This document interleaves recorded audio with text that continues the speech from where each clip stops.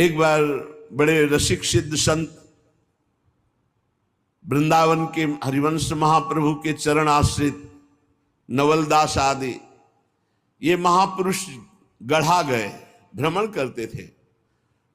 जहां कहीं संत देखते सुनते तो सेवक जी महाराज और चतुर्भुज दास जी महाराज ये प्रार्थना करके लाते, कई दिन रुकाते, खवाते पिलाते, सत्संग करते। जब वृंदावन के सिद्ध रसिक संत से मिलन हुआ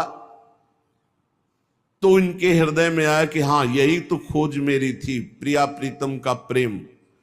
बोले ये स्थिति कैसे प्राप्त होगी? बोले हमारे गुरुदेव हरिवंश चंद्र जो वृंदावन में विराजमान है, आप उनकी शरण में होइए, उनके द्वारा दी हुई उपासना पद्धति से आप इस प्रेम रस को प्राप्त कर लेंगे। कई दिन बड़ी सुंदर निकुंज की चर्चा हुई। सेवक जी ने मन में निश्चय कर लिया, मेरे गुरुदेव श्री हित हरिवंश चंद्रजू ही हैं। ऐसा चतुर्भुज दास जी ने भी किया। भगवत लीला कथा श्रवण संत सेवा आदि के भाव में इतने मगन कि कुछ दिन में सूचना मिली कि महाप्रभु हरिवंश चंद्रजू महाराज अंतर्धान हो गए। जे भी सुना तो सेवक जी के मानो प्राण निकल गए कि अरे, जिनको मैंने गुरुदेव रूप में वरण किया अभी प्रकट तो देखा ही नहीं, कोई संस्कार शरणागति निज मंत्र कोई दीक्षा नहीं हुई और मेरे गुरुदेव अंतर्ध्यान हो गए। अब मेरे जीवन का क्या? बस हा हरिवंश, हा हरिवंश, रात दिन नाम रटना, न खाना न पीना, बावरे जैसे ऐसे विपिन वन में घूम रहे, जहां किसी वृक्ष के नीचे रो रहे।